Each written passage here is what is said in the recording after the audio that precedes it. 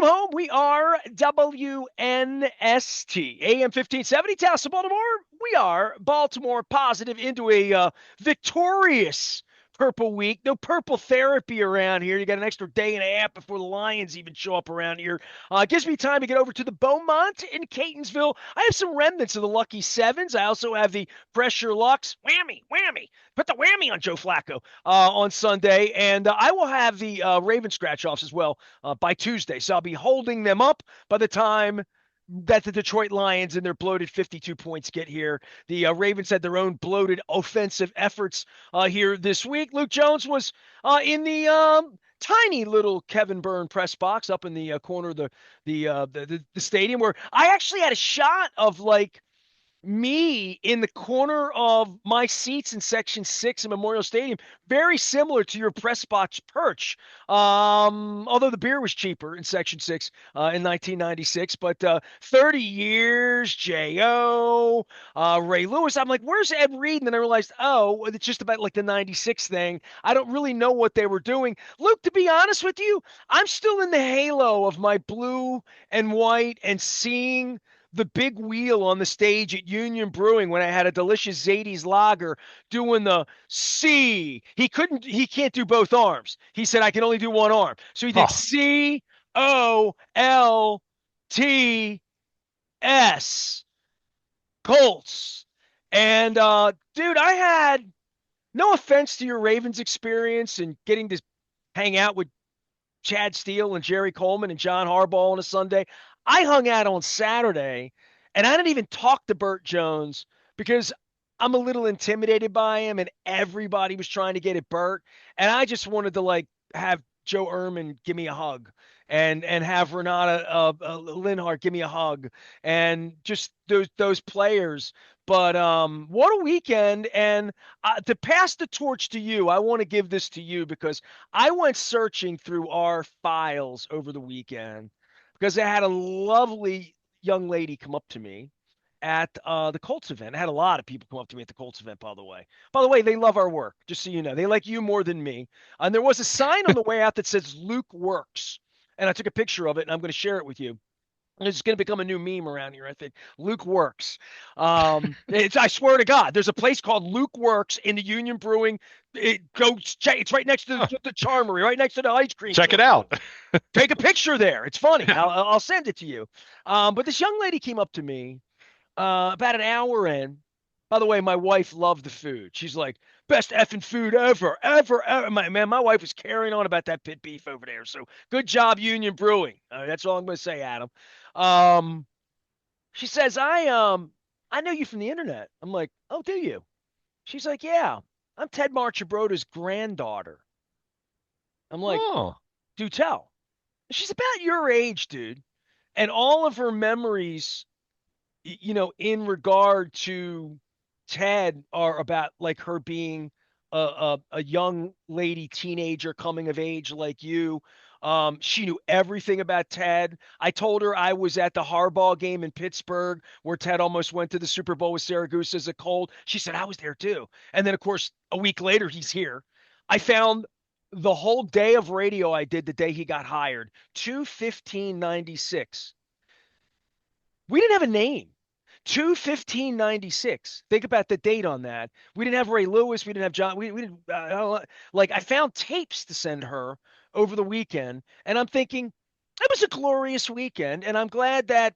I'm sorry that Joe played so poorly, but I mean, it was a bit of a laugher, right? And we'll sit here and talk it blue in the face, but 30 years, man. I mean, 30 years. As Lydell Mitchell said, 50 years. Been a long time, man. it has been. And when you kind of have all of that comes together, I mean, obviously you think about the really, really good old days with Johnny Unitas and company and how many of those guys have passed on. Not all of them. I mean, we still have Lenny Moore and there's so many pleasant memories. And then, as you mentioned, the mid 70s and how unexpected that was, right? I mean, I didn't live it, but having read it, having read about it, having heard the stories from my grandparents and my father, and Burt Jones being as close to Johnny Unitas as you could be, I suppose, I had right? to I think mean, about what a 7, 8, and 9 year old that's how old it was. 7, 8, and yeah, 9. What that version of me shaped all of this Earl Campbell, Dan Pastor, and everything that's happened over the last 20 years with you and me, last 40 Yeah. years on the radio, like, and Ted being like, and Joe Ehrman signing an autograph for me at J.C. Penney in 1975, and just seeing these men up on stage, and it was my wife would say, she came in, she said, "Are you okay?" And I said, "I'm just a little overwhelmed." You know what I mean? Like, Yeah. I was really overwhelmed. And she's like, "I haven't seen you like this." And I'm like, "I don't really want pictures or autographs as much as I'm just trying to like go back to this place in time where I'm in this room and the Colts are in Baltimore and they're all that matters for the couple of hours." I mean, it sounds silly, Yeah. but like, I'm telling you, dude, it was something on Saturday afternoon. At least it was for me, from thoughts of my father too. And how the Sure. Colts are gone and never to come back. And to the people that matter, they needed a bigger room, by the way. Well, and it's great to do something like that. And then, as you bring it to the modern day, I mean, I think back to 1996 and I was a month shy of my 13th birthday What a when the birthday you got, Aaron, dude, when huh? yeah, I mean when the Ravens played their first game, what was it, September 1st, 1996, and I wasn't there that day, but I went to probably 3 or 4 games that year. And I think now of a 13-year-old or 14, 15, 16-year-old who's there with their dad, their mom, their grandfather, their uncle, whatever. And I think now the Ravens kind of have some of that going on in the sense that if you are 15 years old going to the Ravens Browns game on Sunday, you have no recollection whatsoever of Ray Lewis as a player, right? You have no recollection whatsoever of Ed Reed as a player. And Or of Joe Flacco winning a Super Bowl. You might have been Sure. You three. you might remember Joe Flacco's last couple years when, things weren't going great In the for way the that I remember Johnny Unitas not being yeah, so good here at the right. end. That's where I mean that's part of what makes sports so fun is that you have different players, different eras, different teams that mean something different. Even though the records are objective, the win-loss record's objective, whether they made the playoffs or not is an objective thing, but you have teams that carry much different meaning for a lot of people. I mean, we've talked about this recently with the Orioles as far as their last 40 years being very little to write home about, save for a handful of seasons. That's why the Buck Showalter era, the Adam Jones era Orioles are so revered by younger people because someone younger than me. I mean, I was born 2 weeks before the Orioles last won the World Series. So uh, every generation has something different that they kind of latch on to for, and it might feel a little bit different. And, I think that's where it's important just to recognize that. So awesome to see the 1975 celebration. Cool to see the Ravens recognize those guys. Burt Jones got a really warm welcome coming out of the tunnel as they announced those guys before they then announced the Ravens. And, I mean, I guess the one thing I was a little, I'd say surprised, although I get it. It's an AFC North rival, all that. I would like to have seen them do a little more, to recognize Joe Flacco just on the video board. I mean, the Orioles did that with all their players they traded away here over They the didn't. last They didn't couple give months. Joe a moment to have flowers at No, all, I huh? didn't. I didn't see unless I missed it, and I'm not sitting there watching Well, the they're gonna video bring him board. back in And 20 that's the minutes thing. and try to Ring of Honor him. I mean, And I that's the thing. guess. And the other thing I did notice that they did that I did think was really cool. They were very quick to post the post game embrace of him and Lamar sharing a big hug. I mean, it was not it was nice. I don't know if you saw it on social media, but it was cool, and they showed that on the video board. So it's not as though they completely ignored him. But I thought there'd be first TV timeout, something like that. But all that said, I mean, it was a I don't want to get to the game yet. Once we get to the game, it'll no, go but I no, downhill, right? I mean, no, because the game wasn't. I don't I know, think man. we'll get to the game, but yeah, I think you had all these generations of players being recognized. I mean, they brought Eric Weddle and C.J. Mosley back. I mean, think about Oh, that. I mean, that really? I see. yeah, I mean, I wasn't at. I don't know if you heard. I don't go to the game, so right, I only get what they give yeah. me. I So the don't. So to do tell, because I mean, obviously, I'm I mean, I saw Pitto wearing the elite shirt, Yeah. right? I mean, and I see things on their social media, but their social media is just annoying, honestly. You know what I mean? Like it just I mean, you have to filter through some stuff. Sure. yeah, I I mean, hear it's you. just like I don't know who could take all of that in. I don't know. I don't It's know. just a I lot. mean, I mean, no it's a matter lot. how be true to your school you are, I'm information based and I'm okay with the personality base, but from the gambling down, top down to the fashion state, I like it's just too much. But that being said, so I miss it all. You know what I mean? Some of it I can't filter out. So, but the alumni part of this, I am interested. Edwin Mulatalo sent me a series of texts at 8:30 on Sunday night that were kind of fun and random. I'm like, hey Ed, but but other than that, I have no touch other than with the Colts. Oh, I saw Kyle Richardson and I saw Femi. They were at the Colts event.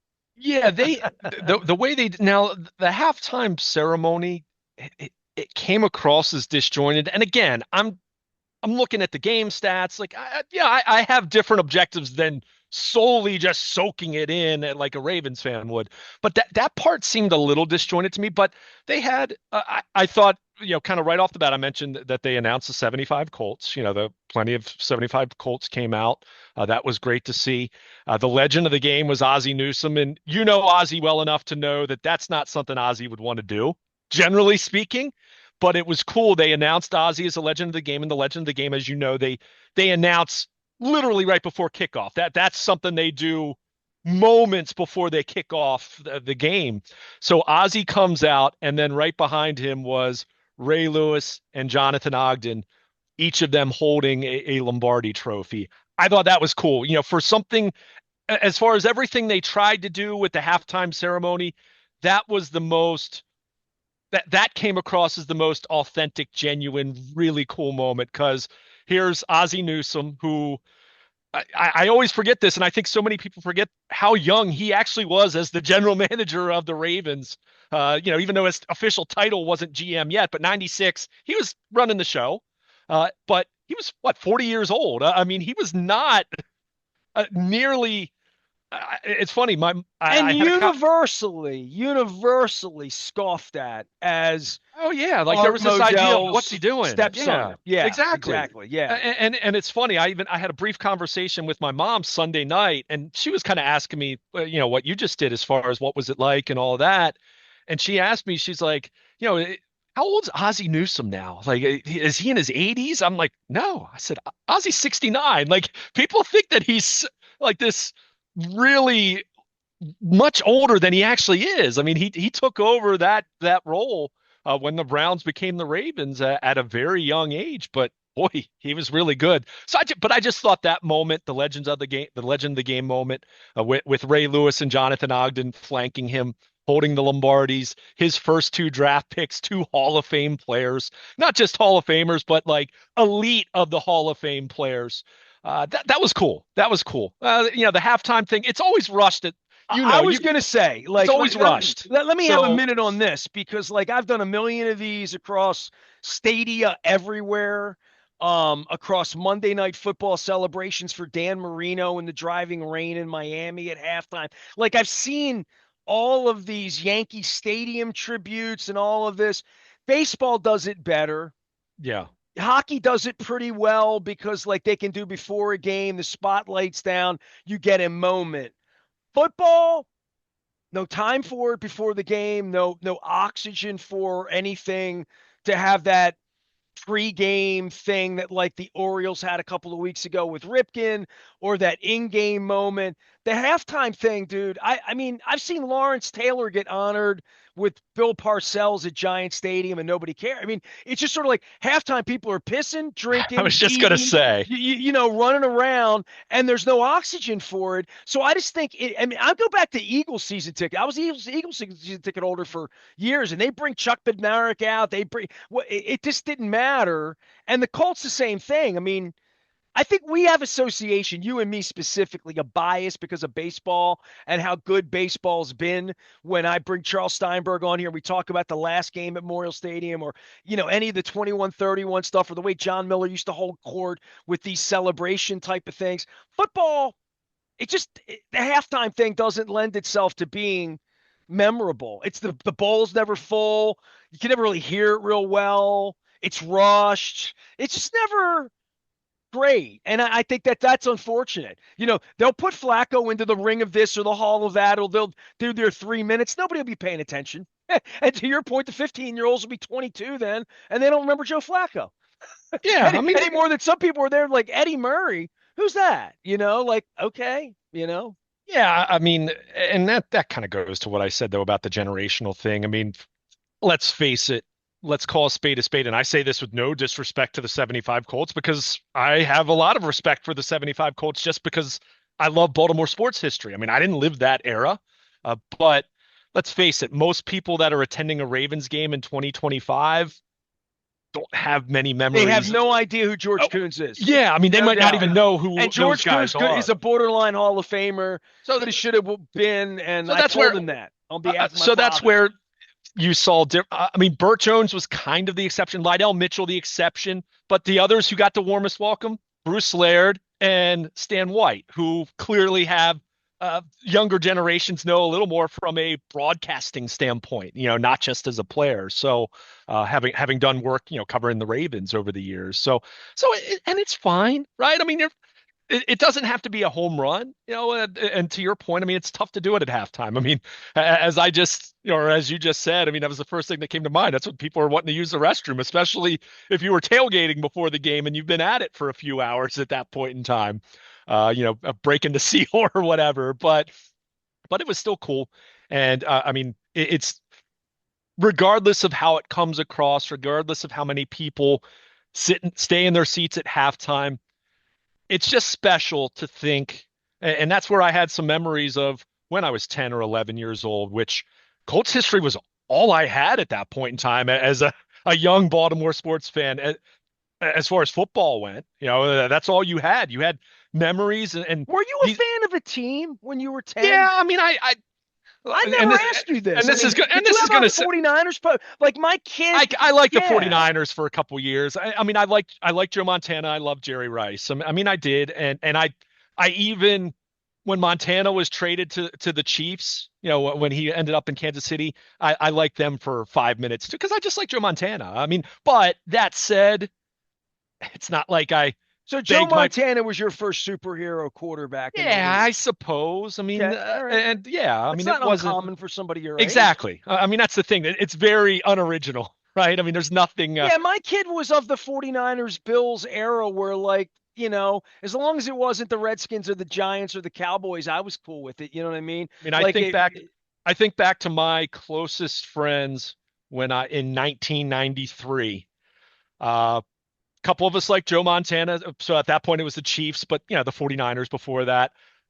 One was a big Dan Marino guy, so he liked the Dolphins, and another was a Troy Aikman guy, like the Cowboys, right? I mean that's kind of that's all you really had. I mean, there weren't, especially at that point we were living in Southern PA. You didn't know any Redskins fan. I mean, you knew a couple here and there, but I mean that wasn't a Baltimore thing. I mean, as much as Washington tried to, Jack Kent Cooke tried to ram that down Baltimoreans' throats. I mean, we weren't having that. So yeah, it was a strange time. But I just thought back to as I see that history, and I'm just like, wow, there's 30 years of this franchise now, and 30 really good years. I yeah, I mean, mean, 32 put it up against championships. anybody but the Patriots over the last Right, 30 years and it right, or the measures. Chiefs the last five, right? I mean, that's special. I mean, and that is so. Regardless of how much you actually soak in the literal ceremony they have, like just that you can do that, that's pretty special. Because again, sitting here and we just celebrated the 30th anniversary of 21-31, and what it was a month later or 2 months later when we found out that the Browns were coming to Baltimore. But just thinking what that was, I mean, at that point in my life, there was very much a thought of it's kind of just baseball, and I like football like for what it is, but it's not something I'm incredibly passionate about. So to see a 30-year history that then kind of having the intersection of the Colts being 75 Colts being there on Sunday, that was pretty special. Well, I would just say this, and this would be for anybody who's your age or younger, because you didn't even bring it up, and maybe it's lost upon you. And some people came up to me at the Colts event and told me that they read Purple Rain 1, and it's the first page, chapter 1. I wrote it in 2001. The whole thing's a miracle. Like the fact that we ever got a team when the Redskins didn't want us in the league, the NFL didn't want us in the league, owners didn't want us in the league. They didn't see it as a revenue source. They didn't see it as a growth strategy. They saw it as a nuisance. Be like putting another baseball team in New York. Yeah, we need one on Long Island. Okay. You know what I mean? Like, fine, but we don't, it's like putting the Chargers in LA. Didn't need to do that. Yeah, But the fact that the Ravens exist was miraculous, miraculous. And because I worked at the paper, I worked next to the reporters that flew around with the league. We were not in any way anyone's favorite. We lost the expansion. I mean, all of yeah, that. So the fact that the team's been here 30 years, miraculous. The fact that they've been really good at drafting football players, miraculous. The sure. fact that the league itself has stabilized and grown across the world, across the globe, has allowed the Ravens to become a global brand. And that sucks for East Baltimore, and it sucks when Justin Tucker's out, serially doing whatever he was doing to the young ladies in Baltimore and getting away with it, that their badge is so significant that the owner doesn't have to answer questions. Because 30 years into this, I think about what their promise was and what they've delivered on the field, off the field, including Ray Lewis in a jumpsuit, Jamal Lewis having time, all the things that have gone on jurisprudence wise, Ray Rice, whatever Justin Tucker did, although he did nothing because it was a football decision, wink, wink. So all the good, the bad, and the ugly. But John Moog, Governor Schaefer, the legislature in Annapolis, the gumption of some Baltimore executives to say, we're not adopting the Redskins. We're not putting the Redskins in Laurel. I'm not giving you roads. We're not going to build a super stadium, at Bowie Racetrack. We're not doing any of that. All of that happened to pave the way that the Ravens could ever exist so that Steve Big Shotty Shots could buy them and own them and run off on a yacht making billions of dollars and not having to answer questions. That's not what I stood up and fought for with the PSL money and local and Baltimore and hanging at the barn and bringing people. It's a different business. And 30 years into that, I'm gonna say I accept that. I realize that, but I also realize as we talk about baseball, they have to figure out how to be local because they can't be anything other than local. Meanwhile, the Ravens have transcended that because the league has transcended that and the sport has transcended that in a lot of ways. And that little bull roast with the Colts, you know what it felt like to me, Luke? It felt like the CFL Colts when I was in Vancouver. Like little tiny club of people that like the team, but everything the Colts left behind are the grandchildren and your niece, whose grandfather loved the Colts. And, that's what makes the Ravens what it is. And I think that's what makes Joe Flacco coming back such a big story until the game started. Yeah. And it went okay for a while, for the Browns. I mean, it was a game. And certainly defensively, Schwartz felt like he drew it up. But the Flacco pick, it was all over after that. I mean, that was the end. What Flacco throwing off balance down the side, like can't do it. Ross Tucker's crushing him on the air. I got my head in my hand. Joe's wife's probably like, no. Joe's sons are probably like, Dad. It wasn't good. It wasn't, and I mean, it was great for the Ravens, right? I mean, so look, I mean, this is a very interesting game. And as I wrote at BaltimorePositive.com, you look at the final score, and if you didn't watch the game, you look at the final score, you look at the box score quickly, and you say, oh, hey, the Ravens scored 40 plus points again, and Lamar Jackson threw 4 touchdowns again. Oh, their offense was great. That's not really what the game was about. If you look at that game in the first half, my goodness, I mean, the Ravens had it was 81 yards at halftime. I mean, they were 81 yards on 27 plays. You look for the game, Nestor. I went back and looked at this because I looked at the final numbers and I saw the final yardage. The Ravens had 242 net yards. That is the fewest number of total yards they've had in a game since in a game Lamar started. So exclude the end of 21, the end of 22, the 2023 Throw out all finale. Snoop games. Yes. Yeah, throw out all of those. That's the lowest total yardage they've had since that Kansas City Monday night game in Baltimore back in 2020. That game where the Chiefs just came into town, empty stadium, right? It was the COVID year, and really beat the you know what out of them. That was their lowest rushing total they've ever had with Lamar Jackson at quarterback. That was Derrick Henry's lowest rushing total since his final month with the Titans 2 years ago. So it speaks to this was not about the offense. This was about the defense and the special teams rebounding. And at a time where the offense was really sputtering in that first half. I mean, they were having trouble getting anything going, sustaining anything. Lamar was off. They weren't protecting well. They weren't run blocking at all. The defense and the special teams led the way, and that was the exact opposite of what we saw in Buffalo, right? I mean, the offense until the last couple drives was phenomenal. The defense was horrible in the fourth quarter, not great before that. And the special teams sprinkled in some missteps and bad plays throughout the evening. So, I mean, it was Well, it felt special like the teams. Browns were going to survive the block punt. I Yeah. mean, even the kid could come back out and punt. The rest of the game was, certainly didn't feel that way in the moments after that, and falling on the ball and scoring the touchdown and not, like it was really a wacky game in that way. I mean, it was really Was. a disjointed, and I don't know, on television, and maybe it was just the mics, sounded really quiet. It was really strange on television that it never got loud. Yeah, it's hard for me to say. I mean, obviously, sitting in the press box, you're behind glass, and that was the case even with the old press box. But now being in the corner the way that we are, I have a much more difficult time gauging that. But like I just said, though, you had an offense that did next to nothing in that first half, right? Even in the Well, they third got quarter. booed coming off the field at one Yeah, point. but Yeah. but think about even the third quarter where right off the bat the long completion to Hopkins to the 1 yard line, and then they go backwards and they have to settle for a field goal. Then Wiggins has the interception in the long return. I mean, goal to go from the 5 yard line. They had to they had to take it to fourth and goal to score, right? So John Harbaugh said it after the game, and normally when you hear a coach say this when it's a 24-point victory, he said it. This was a grind. Like the final score, don't let that fool you. Like that was a grind. And I mean, the Browns defense was really, really good. I mean, it was. I mean, the Ravens took advantage of the fact that the Browns were really susceptible and vulnerable with their slot. They lost their slot corner in the preseason. Emerson.